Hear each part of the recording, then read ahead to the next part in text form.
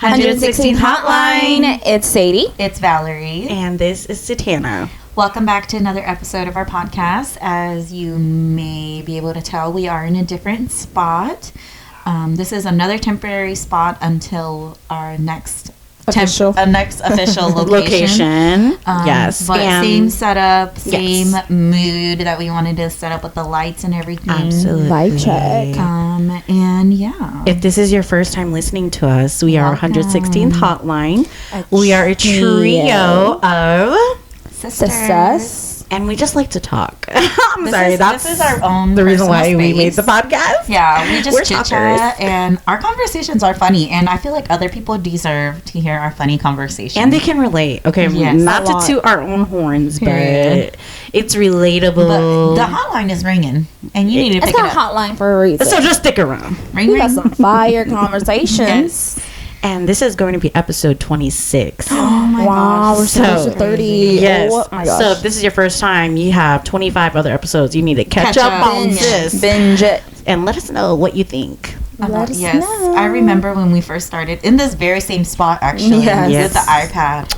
Oh my god, yes. Gosh. Yeah, we've come a long So way. if you are someone that's new and you go back to our older episodes, they may sound the audio may sound different. Not the best, but you get what you get at the time. Like our conversations, regardless, they're still really good. Yes, we knew we wanted to do the podcast, and so we just made it work with whatever we had. So period. Started from the bottom, now we're here.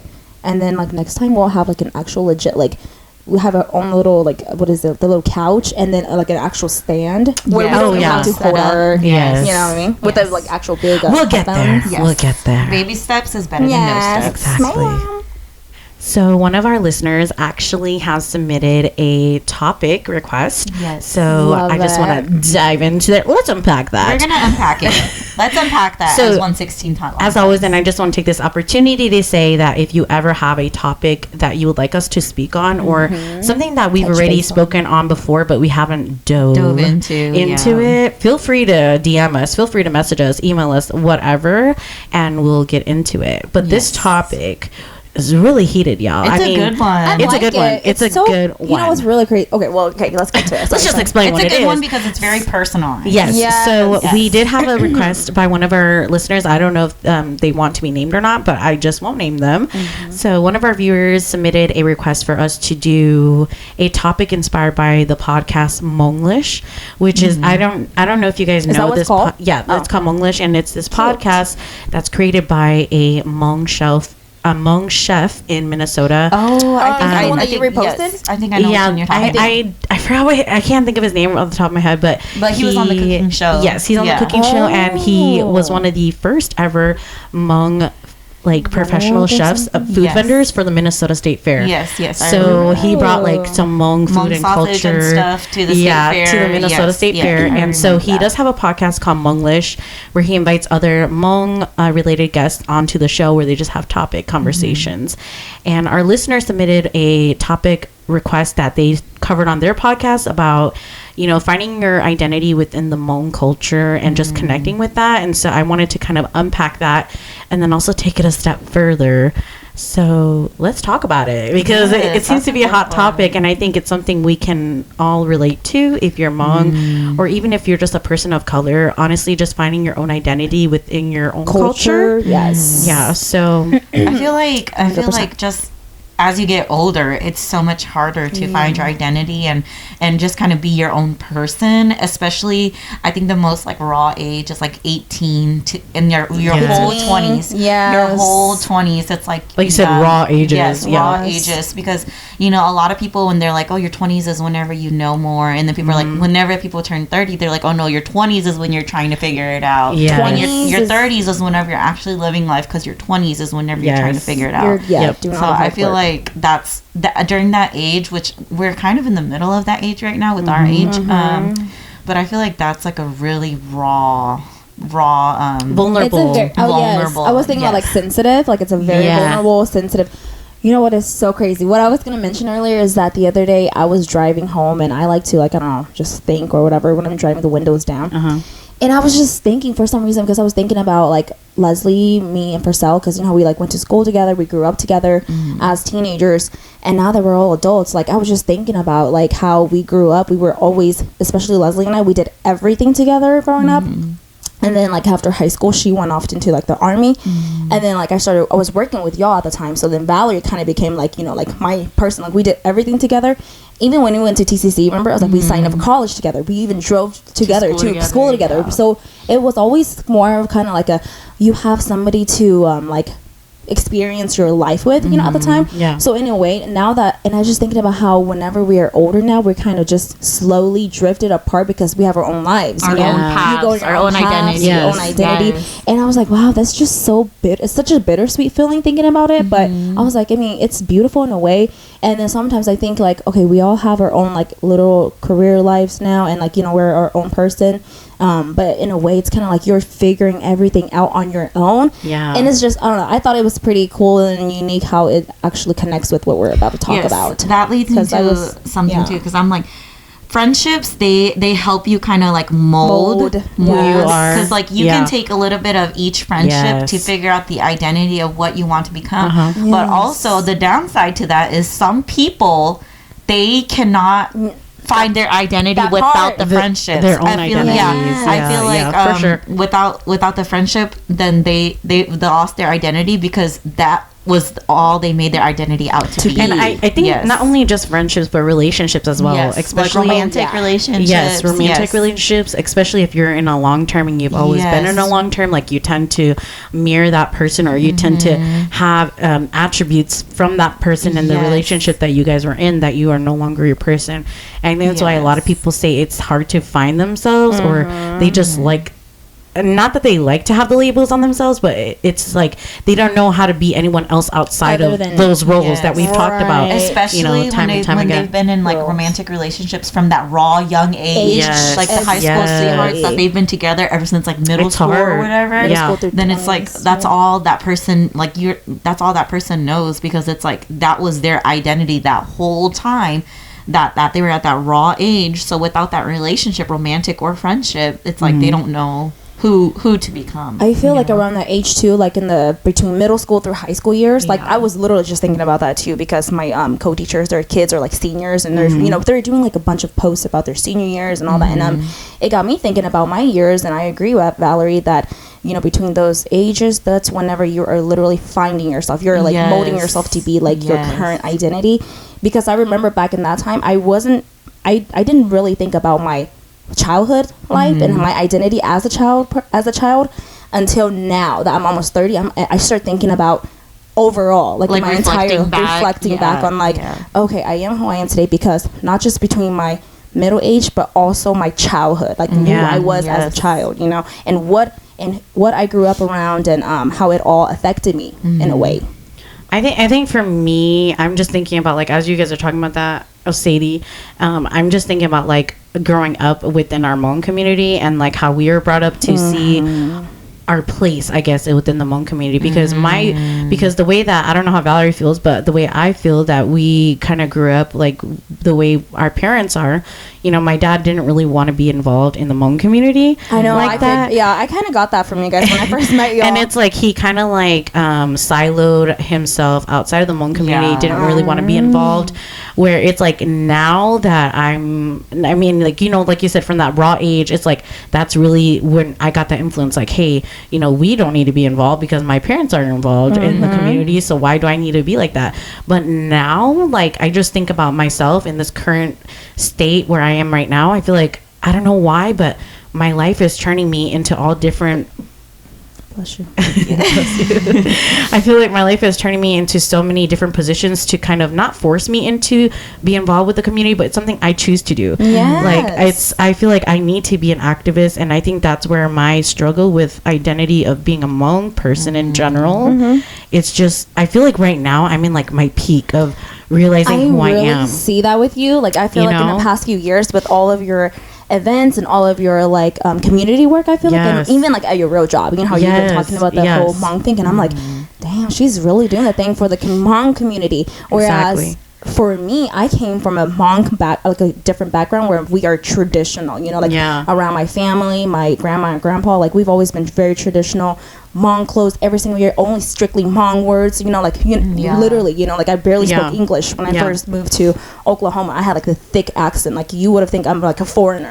I'm telling you, fresh off the boat, like per se. But then I was born in Fresno, California, so like we only spoke Hmong. It was very traditional. So I feel like for me, when I moved here, it was almost like the opposite, where I kind of like grew out of my Hmong, my Hmong identity, and I became more westernized, more Americanized, and at one point, this is so sad, y'all gonna hate me for this, but I was a teenager, okay? I was even embarrassed about being like Hmong, you know what I'm saying? I could see that, I feel like everybody, like everybody kind of goes, like every colored person. Yes, I was about to say, every colored person, I feel like goes through that point where you're like, oh, I wish I was white, you know? Yes. Okay, and honestly, if you're a listener right now and you've been through that, I mean, let us know, because I mean, I know quite a handful of people that also feel that way too. It's like at some point, it's not like you hate where you come from, but it's like when you have that childish mindset when you're little, you're just like, man, I wish I was white. I wish I got to do this. I wish I got to do that. And you know what it is? It's because the influence. I'm not saying that it's easier, but they don't have to go through as many struggles. Yes, I mean, in my personal point of view, I feel like that's why. It's because you know, there was an analogy that I heard the other day where it's like it was actually a training for racial equality within the workplace, and this girl was saying a metaphor like, you know, in the whole time that you've been sitting in this meeting, have you thought about a meteor hitting you? If no, then no. And then have you thought about, you know, your life like being ending in this moment? No, right? So you don't know how to worry about things that hasn't even happened to you yet. So you don't have to worry about those things. You know, and I feel like it really plays a big role into that as well, because it's like you don't have to worry about things that you don't know about. Exactly. Yeah. And so that just fits perfectly, because like, not that we hate who we are, but and like you said, that childish mindset, like you just thought, like you're kind of embarrassed to be a person of color. I wasn't, and I was not embracing, you know, who I really was truly, because at that age I was just like, oh, I want to do all of the Americanized stuff. I want I only want to speak English, blah blah blah blah. I want to eat Lunchables for lunch.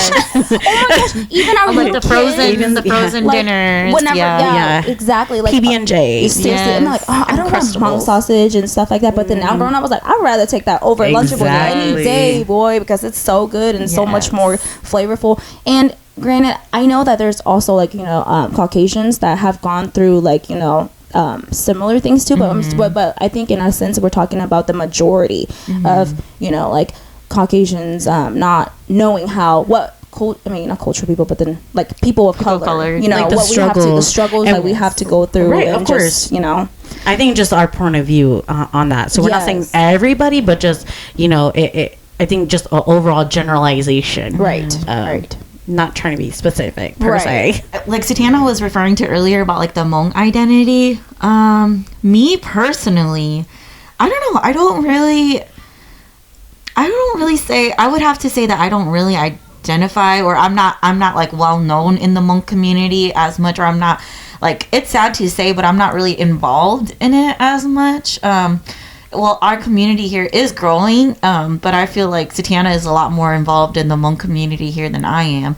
And I don't know, I feel like I just feel like I get so caught up in life and stuff that I don't really have a Hmong identity. Well, I guess in a point of like, do you ever struggle with connecting with the Hmong culture, with the Hmong culture itself? Like, I think I do, just because I feel like you are kind of like not in like the medium, but you're kind of like, you know, in your own little bubble. Yeah, you know? I am. I think because, like Satana said, like growing up, our dad, he really he didn't like going to events and stuff because he thought that those things were like useless and pointless and like just a waste of time and money. I didn't know that about you guys. Yes. But I remember that you guys were a little bit more Americanized. I remember that like whenever we used to go to events and like eatings and stuff, we would go just to like see who like how much food we could take home, like as a game. Sodas, free sodas. We would see like we would see whoever could bring the most soda cans home. Oh yeah, I'm sorry. That's a game we played. Yes, so that's a game we used to play. Yes, like everybody in the family, that was like a game we used to play. Oh my gosh! Because like I don't know, my dad was just like I can understand where he's coming from because like back then and even now, like I don't know, the Hmong community, it's a very difficult community to try to understand. Sorry to cut you off. I have a question. Was your dad also born in America? No, just no. mom. But they came to the States when they were very young, very though, like young. 7 years old. Oh, like kids, yeah, like babies. That explains why. Yeah. So I don't blame my dad because I understand where he's coming from because the Hmong community, it's a very hard one to understand because a lot of people are very judgmental and rude and, egotistic. And it's like, why are you going to go and support these people when, they're just going to talk shit behind your back at the end of the day, So like, it's like, that's how it was really bad back then. And it is still bad now, but not as bad. Back then was a lot more. Yeah. So I understand why he wouldn't want to go help them. And like Tana said, I think that's why I personally don't really involve myself with like Hmong events and stuff. And I know it's kind of sad to say, and I might even get canceled for this, but like even now, whenever I go to like the Walmart and I see like hella Hmong people, I'm like, yeah. Like I don't get irked, but I'm like, oh, I don't want to be here. You want to turn the other cheek. Yeah, I'm like, I don't want to be here. Like I just want to go home because it's like I don't know. I just in my head, it's like I am Hmong and I love being Hmong, but I don't like being around a lot of Hmong people like that because all they do is gossip and talk and negativity, and that's really sad to say, but I wish that like there was more positivity in the Hmong culture and Hmong community, but that's just plain and simple, that's just not how it is. And so I feel like that's why I don't really want to identify or associate myself with Hmong, but then like I want to at the same time because that's who I am, that's my roots. But then it's like it's kind, you know what I mean? You know what I need to do, Valerie? I need to bring you to Fresno to meet my family, hang out with us for a weekend or something, like just so you can get like the feel of. And I think part of it too is because you aren't really. I mean, growing up. I mean, you got married at a young age too. I did. So I feel like with our childhood too, we didn't get involved in those things, and we didn't see our parents getting involved in the community. Versus now, I mean, you're doing your own thing, but for me, I feel like I'm personally getting involved in the community because I see it in a way of public service. Like me, my daily job, it's something that I do too, is community service, like public service in general. And I think for me, that's really helped change my mindset into, yes, our community, any community has their own pros, their own flaws, pros and cons. But for me, it's like you really have to have the heart to go into a public service and try to change things for the better, where it's like I'm changing it to the point where my mindset is, if I can make a difference, right? I don't know if I can, but I can try. And that's like, I'm like, I agree with you. It is toxic, and people do talk a lot of shit, and people do gossip. But it's like, why can't we change that? And so it can only change if people stand up and try to make a change. And so that's where I'm like, my Hmong identity with that is like, I want to be able to be a trailblazer and change the way that the Hmong community is seen. Just like how you said, just like how you said, that it's so toxic, it's so negative, everybody gossips, which is so true, but I hate it being viewed as that. I want it to be evolved, I don't want it to be viewed as something negative. You don't want to add on to it, you just want to be the one that helps changes change it. And just speaking from like statistics, I feel like even other cultures, they battle with like the same thing. Yes. Like bashing on their own. A lot. Like I've seen a lot of that, like African Americans, like Hispanics, like they a lot of them tend to point out the flaws. Point out the flaws within like the culture. I can see that. Which I mean, personally, like I do want to, like at work, whenever I'm at work and I see Hmong patients, like it does make me sad that I don't really know how to speak as much Hmong as I used to, and it makes me sad that I feel like I can't connect to them because whenever they see me, they feel so happy to see like a fellow Hmong person, know? And so it makes me sad that I can't make them feel safe and comfortable because, like they're like, oh yes, finally a Hmong person. So like since I've been working, like I have thought about like taking like interpretation classes so I can understand it better and like just really giving back like that. And like I had thought about giving back to the Hmong community and like, I don't know, like just setting up booths, like helping do like runs and stuff like that. So I thought about it and I have wanted to do it. But one person that I really like, I think about in the back of my mind is Auntie Mao. So that's who I really think about whenever I think about the Hmong community and like giving back to the Hmong community. That's who I think about. And it's just like I I don't know. I feel like just because like our background, like we said, our dad grew up, like it just makes. I don't know. It makes me seem like I'm shitting on Hmong people and like I'm shitting on my own community, but it's like I don't know. But I don't think you're not intentionally. Yeah, and not intentionally. I just feel like I'm not like as connected. And honestly, it's all about knowledge. We didn't know much about our own community growing up. Like even though we are Hmong, like I said, I think the way that we grew up, it prevented us from learning these things about our community and how we can help the representation of it and how to be proud of our own community and our culture. And that also kind of sticks to like the identity crisis, because you're like, I don't even know anything about my people. I know a general overview, but I don't know where my community is, you know, how I can go to my community for things like that. How can I get more involved in my culture, and how can I help out my community? Like those things we don't know, because growing up we never were surrounded by that. So you can't blame yourself for things that you don't know knowledge about. And I think that's probably one reason why I'm so like jumping full force into this and being passionate, is because, you know, our population here in Tulsa, Oklahoma is growing rapid. It is growing so fast. Yes. So I'm like, why not be on the front end and you know, trailblaze and change things for the better? I feel like you really are too. Like I feel like a lot of people know your name now in the community. I know. I'm like you're getting yourself out there. And, you know, it's just, and like going back to what Valerie said, you know, our auntie Mao King, if you guys don't know who she is, you guys can search her up. She actually just passed a year ago today. She's your auntie? Or a couple of days ago. Yeah, and it was a year ago today. She worked hand in hand to protect women and children in Wausau, Wisconsin. And she was really an advocate for women of abuse and children of abuse. Wow. And she like, even when we were younger, I remember I didn't know much about that, because again, we were never really immersed into the community. But I remember that she was a woman that was forced to be reckoned with. I'm talking about, you know, if you know about the Hmong culture, you know how misogynistic and how, you know, men are always in the power at the table. There's no women at all. And she would be the one person to be on the table. Bro, maybe you guys got that from her.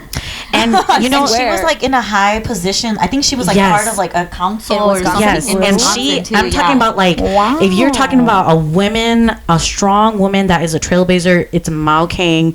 You guys look her up. Her legacy. She's actually just like a family friend. Yeah. But I remember like everybody, men, like old men in it was the all community, men and then her were scared of her because she stood up for women and children that were abused and put her foot down to stop domestic violence. And I think honestly, when she passed a year ago, I think that's kind of what inspired me to be more involved. Yes, because when I think about her, like legacy, baby. Yeah, when I think about her, it just makes me feel like, wow, like I don't want her for the community. I don't want her to feel like she did all that for nothing. Like even though like I wasn't involved with it, like her organizations directly, it's like, wow, she really changed things. Like it inspired me, and it pushes me to want to do more for our community, because and you know what, I feel like if she were to be here right now, that's all she would have been like, yeah, I like did it, so proud, like I did it, I did what needed to be done, because now you're inspired and you're gonna pass it on. You're gonna inspire. Exactly. It's like, although I wasn't there like in our young adulthood, I so wish that I was, because I could have learned so much from her. And just women like that, and people in general like that know how to, you know, trailblaze the community and open the community for more representation. I just give them props. And, you know, I think that really helps with people like me who struggle with their Hmong identity and trying to find themselves back into the community, is that, you know, you don't really know where to go, but if you know someone that has done that, it helps a lot to try to connect you to your roots and try to, you know, find your identity as far as who you are within the culture, who you are within the community, and how to like bring it back. And it's never, I feel like, I mean, for people like Valerie, it's never too late to start now and to get more learn knowledge. about like knowledge about like your roots, like you said. I feel like it's a lot harder though as an adult, because because go backwards. Because it is kind of like you're going backwards, because it's like me right now, I'm 27, I'll be 28 this year, and I feel like I've already kind of become my own person. So like to go backwards and go like to the root and like try to figure out my bloodline, you know, like I feel like that's it's just a lot harder, you know, trying to literally retrace your steps and go backwards. Like, I am who I am now. I'm a mother. I am a nurse. Like, those are things that define me, and that's my identity. So, like, whenever I think about my identity, I think about mother, boy, mom, nurse. Like, those are the three things that I really think about. And but then, like, I'm so much more than that. I want to be like, I'm a Hmong woman. You know, I am a Hmong divorcee. You know, like, I want to, like, I identify as so much more, but when I think about the top three things, those are all that I think about. I think it's just so interesting to see it from that point of view, because like growing up how I grew up, where I was very, very connected to my roots, you know, in the Hmong community. That's all I ever knew. And now I'm like I said, we're almost like the opposites. So it's just so crazy that people really have different point of views, like, you know, growing up, like your backgrounds and everything. And I just think it's so interesting, like just to have a variety of different perspectives, and it really shifts how you navigate your life. And then how we are now, like in our late 20s now. I'm like talking about like early 20s. Sis, we ain't that young no more. 20s now. But like how it can change your perspective on life and where you are. Like where I am now is not where I thought I'd be a year ago. What like for me, the top three things that I felt like was my identity, what would the words be for you? Oh, I love that. Okay, I'll go first. I'm very, very confident in. Okay, so confident. No. Like if you were just to identify yourself. Okay. So 3 things to identify yourself. Yeah, I was trying to say that I'm very confident in saying that my identity will consist of, so like a teacher for sure, and a Hmong daughter. Okay. Like automatically, and then I don't know. I guess that's it. Teacher and Hmong daughter. Yeah. Those are the two main ones for sure. I feel like those are really good ones for you because I mean that really you really are like the literally like Hmong daughter. Yes, yes. Like, but then I mean, not because you're the only daughter, but like right. Hey, you are the only Hmong daughter. Like, I mean, you do a good job though. As daughter, okay. And it's. Well, that, and then like, but I have like a perfect balance and mixture of like, you know, being a Hmong person and like a American person. I mean, I am I feel American, like you do know a lot about like the Hmong cultures and Hmong traditions and stuff like that. It's that Fresno girl. That Fresno show. Whereas me, I'm like a whitewashed. Well, that's what I'm saying. That's what I'm saying. That you know what? If you want to learn about things, girl, I can tell you all about it. I can tell you stories and all. I'm telling you, it's like legit stuff too. I don't know. I'm trying to keep an open mind and stuff because I really feel like I am now like a dumb whitewashed Hmong girl because I really very don't. Whitewashed. Whenever it's met y'all, I'm like, oh yeah, they're like, you guys only spoke English. I was really like, yeah, they're telling not you like, how you grow up really influences. like shapes you. Like every time. Yes. Okay, sorry to side note. Yeah, hurry up and not say my three. Side note. We're so excited. Side note that I remember like growing up, and they would always automatically put us in ESL because they think that we're not. They still do that today. Remember y'all spoke your boy? Yes. Where's your son? So they used to do that to us, and they would be like, "What's your main language at home?" And I'd be like, "English." I'm like, we don't speak Hmong. Thank you. But yes, okay, side note. Okay, you already said yours, right? Yes, I already said mine. Mine's so nurse. So top 3. Oh my god, like just like if you had to identify yourself, like right now. What do you identify yourself as? 3 words. Only go. First thing that pops up in your head. Come on. Like describing words or just like roles? Just words. Identity. What is your identity? What is your identity? Strong. Okay. Hmong woman. Okay. I'm a mother. Empowering. Okay. So not adjectives. No, that's what not adjectives. Like me, I'm things a noun. Like give me a noun. Yes, like a noun. Like a okay, so like your role that you play. A proper mother, noun. nurse. I'm sorry, I don't like labels. We're talking about identity, things that you identify as, not adjectives. Not pronouns, but proper nouns. Yes. Look at me giving a little. Girl, I don't know. She failed her English class. She needed the ESL. For example, like she said like a mother, a nurse, and a what it was? What were yours? A boy mom, nurse, and that's pretty much it. Okay, and mine was like teacher and Hmong daughter. Yeah. Okay, I would say.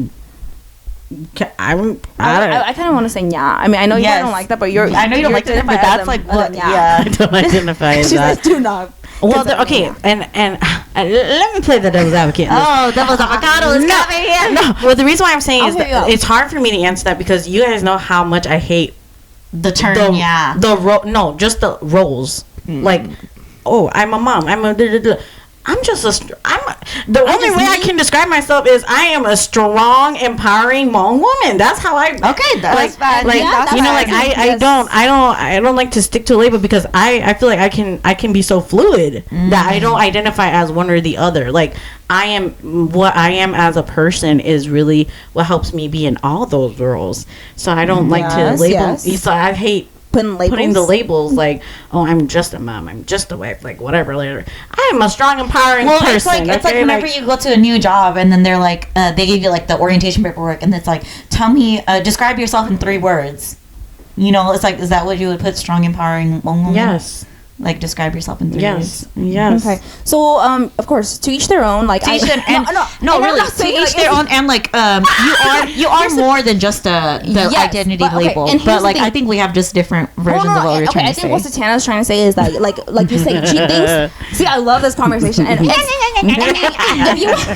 want to take it as a debate, so be it. If you want to take it as a debate, so be it. But then, like, I'm not. It's a friendly debate. We're not viewing this. I'm personally not viewing this as a debate. Are you? No. Like, because the way how I'm just trying. I think I was just trying to get a different answer out of her. But then that's the answer that really she does. If that's what she sticks with, then that's what she sticks with. Because we're different. Like we have 100% different perspectives and mindsets. But then what I'm saying is that I'm here. Okay, so listen to me. Okay. It's like, because this is good conversation. It's firing up. It's good. It's good stuff that we're having. Is that the way how whenever Valerie's like, hey, like not necessarily labeled by like what do you like if they were to ask about what your identity, what are you, and automatically the first 3 thing that comes up, and that's what came up in our heads. But for you, I think you are like so much. You're so fluid and versatile. And versatile. It's more for me. It's more abstract than just. Well, yeah. I fit like you know how much I hate being put in a box. So I think that's for me. I can't just be like, oh yeah, I'm a mom. Like, but I think that's what Sadie was trying to say. That like that's just really how you are. So like that's just that's why those things. That's why those words came out. Yes. And granted, like, well, whenever we said that, it's not like we're saying we're putting limits on us either. We don't see as that, you know. So it's kind of like the way how our brains work, and like if like you could see it. Yeah, it's kind of like whenever you say about yourself, then you feel like that. But then when we say we don't feel that, we don't feel as if we are limited to that. We're just saying that we embrace that part most. That's why we bring it out. It's just like this analogy. Okay, I think what Sadie's trying to say. Yeah, it's like if you were to see the words STD. All of our brains are thinking about different things. What do you think about when you see STD? Some sex disease. Okay, what do you think about? Short-term disability. I think about short-term disability too. Oh gosh, what? Because that's what it stands for. STD, short-term disability. It stands for that too? Yes, but then STD is also sexually transmitted disease. There's so many. So that's like what you're trying to say. It's a good example. That's what you're trying to say. Like our brains just think differently. And you know what? That can also tie to identity thing. Yeah. Because it's like, although we all identify as Hmong, we all have our own connections on how we are on our own perspectives of how that identification or that connection is made. It's so different, you know. And I think going through life, our own identities as well as trying to connect to our culture and our roots, it can be defined in so many different ways. Not all has to be the same, and that's the beauty of being a human individual, is that there are so many different perspectives and outlooks that everybody can have that I just want to because now that you're speaking, I'm so sorry. Go ahead. Continue. No. I lost my train of thought. Oh, sorry. I was like, let me let you finish. I'm gonna let you finish. Okay, let me carry on. Okay, Kanye. Okay, that's why I just want to say that, like, that's why I love humans, because humans are so individualized and personalized. Like everyone is so different. Like, like how I handle and see one thing is like no one is going to see it and handle it like I am, because my brain is wired differently than anybody in this entire world. Yes. I was just gonna say, because when you said that, the whole like STD, what do you think of automatically? Okay, so how about let's do this. Hmong. What's the first thing that you think of? Because we are speaking on the Hmong. Okay, I already have my word. Hmong, once negative. Go, what do you think? Oh, she said negative. That's the first thing that popped, because you said that earlier. Because that's the first thing that popped in my head. Negative. And I love that for you, because not for just kidding. No, I do. No, you love that for me because that's my genuine answer. Like that's the first thing that Hmong. And you know why? But you know what? That's totally your answer. Like that's totally me though. But I feel like that's because I've had to deal with so much negativity in the Hmong community. So that's why I'm so like associated to that, and because that's what I'm labeled as. in the Hmong community because I'm a divorcee, you know. And so it's like, and I feel like you are being very genuine. Right? That's the genuine answer. Like I'm being straight up. I have no reason to lie or pretend I'm like I mean, I don't hate being Hmong, but I can be like I love the Hmong community. I'm so like connected to the Hmong. No, that's not Hmong. Negative. Because negative people. Negative. And you know negative, what you just did? You just cited yourself from earlier because that's what you literally said. So that's how you know you being real. Okay, what about you? Bam, go. Tradition. Oh, okay. But then like what kind of like what do you mean by tradition? When you think of the word Hmong, she thinks about traditions. Like traditional. She think about the tradition stuff like the E30s and all like the tradition. Thing for me, then. That's why I think too. I automatically think of that. I was gonna say like the actual jingle bell thing. Like I automatically think of that. Can I bring up unpack it. Can we go on a tangent? Yeah. There's this guy I follow on TikTok. His name is Tubi Lore, and he just moved to Washington. So shout out to Tubi if you ever listen to this. I don't know who that is. But he is a LGBTQ plus member of our Hmong community, and he made a video the other day about. I think I actually saw you share it on TikTok. Yes. Is he the one that? And he what? Wait, I don't know. Keep going. Is he bald? Yes, and he stitched a video where somebody on a podcast was interviewing a Hmong individual. Oh, about like ghetto Chinese people? Yes, and then he was talking about like how come we always have to be compared to like Southeast Asians? Like how come we can't be our own identity? And I was like, dude, that is so true. Yes, I saw you. Because and I think that also has to do with like our topic of finding our own identity within the Hmong culture, because it's like why do we always have to prove ourselves to be Hmong enough within our Hmong community? Okay, can we let us unpack that? Because for me, I think that's what helps a lot. Or like when people say what people struggle with is why do I have to prove that I'm Hmong enough in order to be like considered Hmong? Like I hate that, and especially for people that are half Hmong, half white, or half Hmong, half Laos, even harder. or half Hmong, half Thai. Like why do you? Or even like for me and Val, right? Like how Val considered herself like like whitewashed and not Hmong enough. Like why do we have to feel like we have to prove ourselves to a point to be Hmong enough? Why can't we just be Hmong and then leave it at that? I hate how we always have to have a certain like standard in order to be Hmong enough. Am I Hmong enough if I drink Bud Light every weekend? Am I Hmong? Do I have to be going to every E30 to be Hmong enough? Do I have to speak the language 100% do enough I have to, know be how Hmong to enough? Butcher? Do I have to know how to? Do I have to know how to butcher a freaking chicken from it being alive to being on my plate? Is that considered Hmong enough? What is Hmong enough for you? Or it's like, do I have to be a shaman to be Hmong enough? Exactly. And honestly, who are you to judge? Who are any of us to judge if someone is Hmong enough? If you identify as Hmong, you should automatically be. I feel like if you're Hmong, you're Hmong. If you have Hmong blood in you, you're Hmong. Like there's nothing. That's just all it is. There shouldn't be there shouldn't be Hmong shaming or any like shaming at all, just because you don't know a lot or enough about the actual like traditions and cultures. It's just like if an apple is an apple, it's an apple. It's not a pear. It's a freaking apple. Like I just like the conversation that his video sparked, because a lot of people just really were controversial and dove into it in the comments. And for me, it just really, really backed it up to his point of view, as in like, why are we always compared to other Asian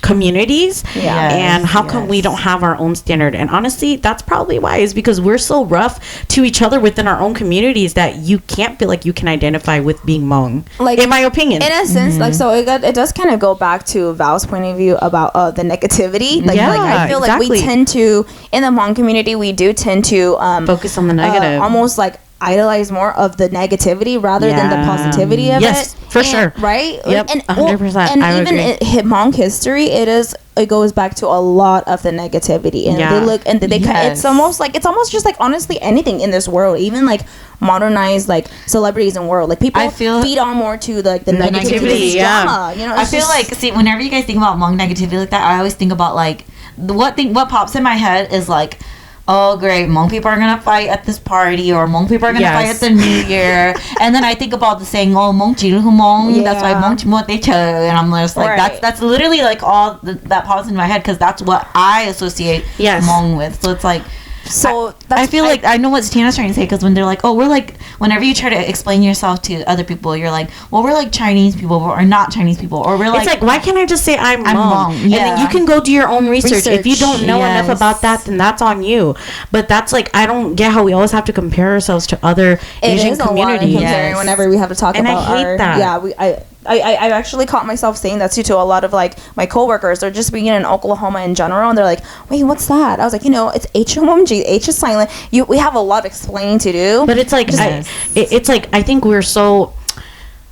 Not that we're not confident in who we are as people, but we have, and that's it's just funny to me. I mean, not funny, but it's just hypocritical to me because within our Hmong culture, like we always had to. I feel like on the outside, we always are trying to prove ourselves to other people. But it's like, babe, you don't even like within your own community, you don't even care. Like, exactly. But on the outside, you're like, our Hmong people. That's like, babe, focus on the inside first. Like, let's try to get that, like, use that redirection and positivity within your own community before you try to like tell other people, oh, I'm this, I'm that, I'm this, I'm that. Like, I wish you could use the same energy. Pour it into the Hmong community rather than or even just connecting yourself to your own identity. Like, instead of just always trying to like look for outside validation. Like, I feel like always trying to prove ourselves to outsiders when we don't even know how to uplift each other within the own community. Okay, so I have a question for you guys. So, how do you guys feel about Hmong people who use like the Hmong identity for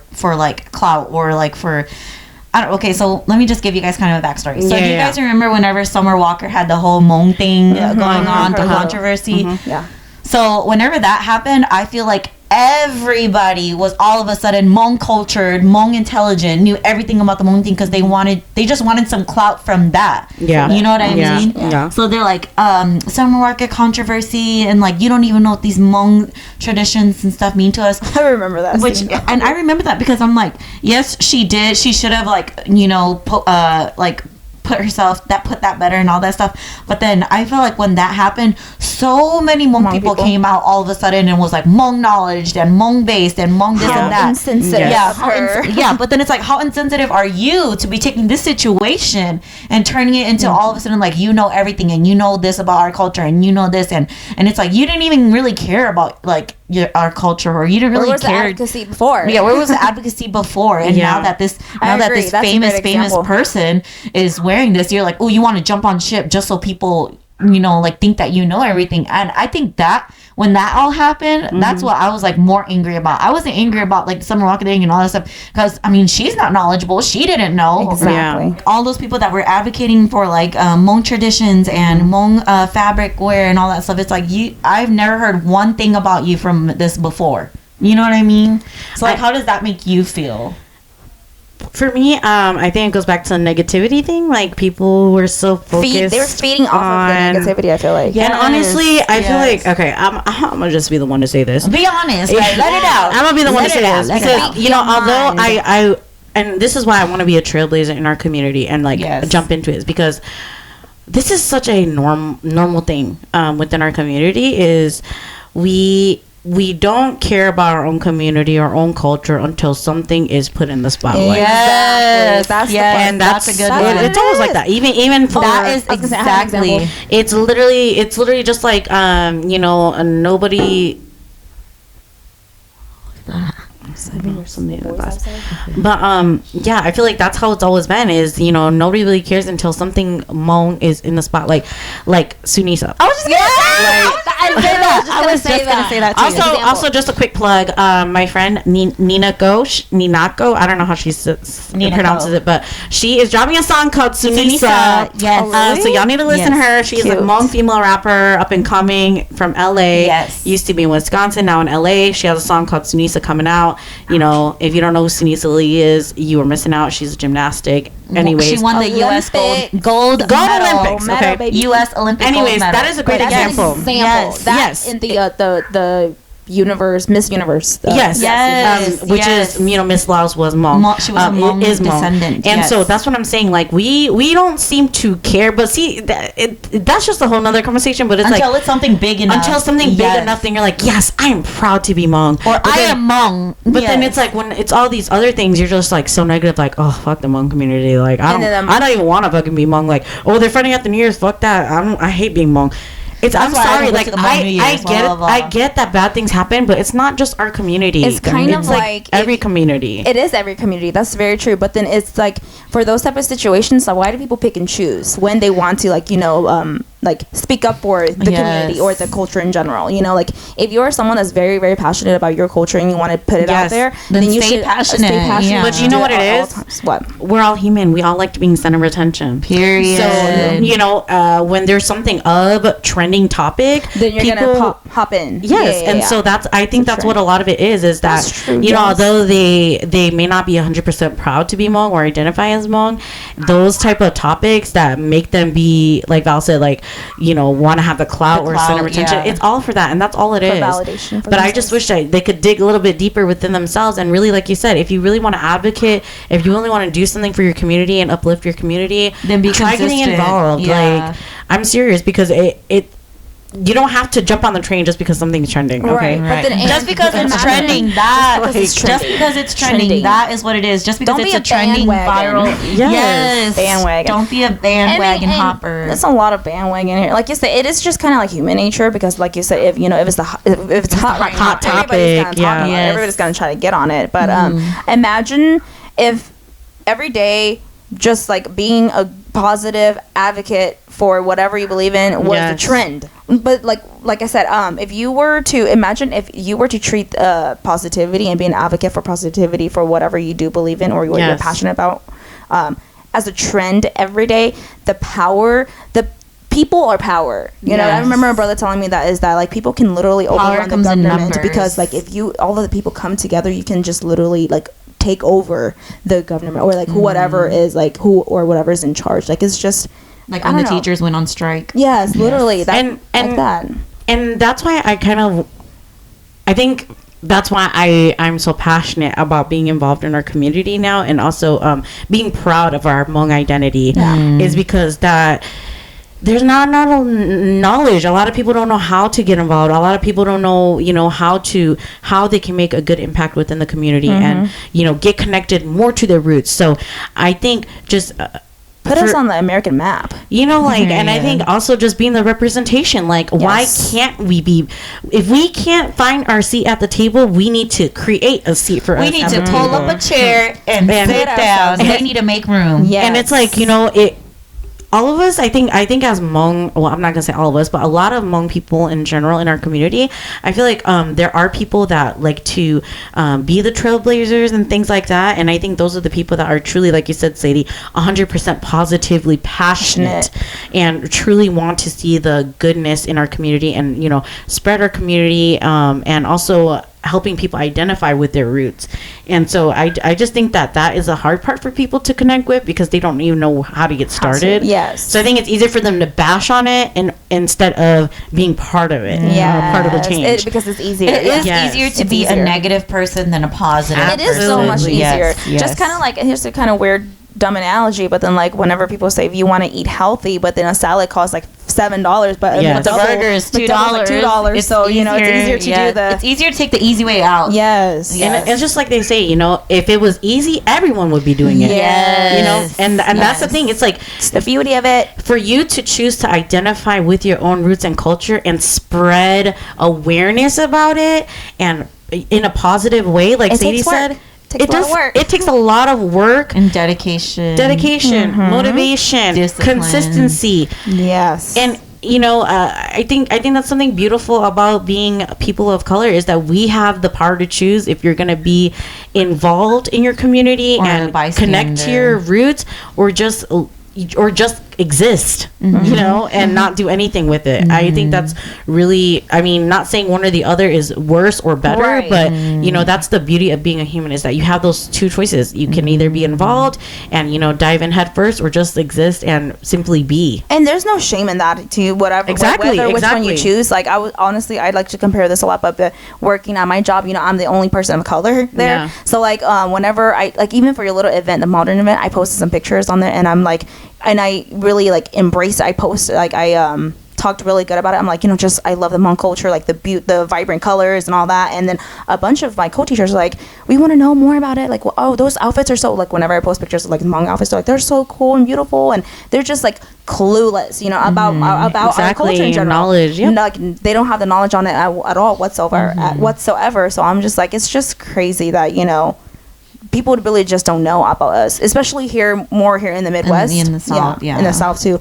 And so I don't know, because in Fresno, I have some cousins that they have at a school. It's actually like a Hmong school where they teach. Like in California and a lot of Minnesota and Wisconsin, they have Hmong all schools. The resources, you know, to like you said, for kids that are Americans now, but they have the opportunity to easily go and access their roots and all. Whereas here, we don't really have that. You know, I think if we had a Hmong school here, I would put Levi and Ati in it. Yes, I think, and it's so. But our population isn't enough here. Enough. But honestly, one day we can make it work. I'd be more than happy just to because get involved in that. I know that I have like minimal knowledge, so I'm like, if someone else could teach it, like even in the future with Brian and I's kids, I want them to be in touch. Kids? I'm talking in the future. Like in the future, I want them to know about my culture, where I come from. I definitely you want them to be educated, and of course in his culture too. You know, like it's gonna be like a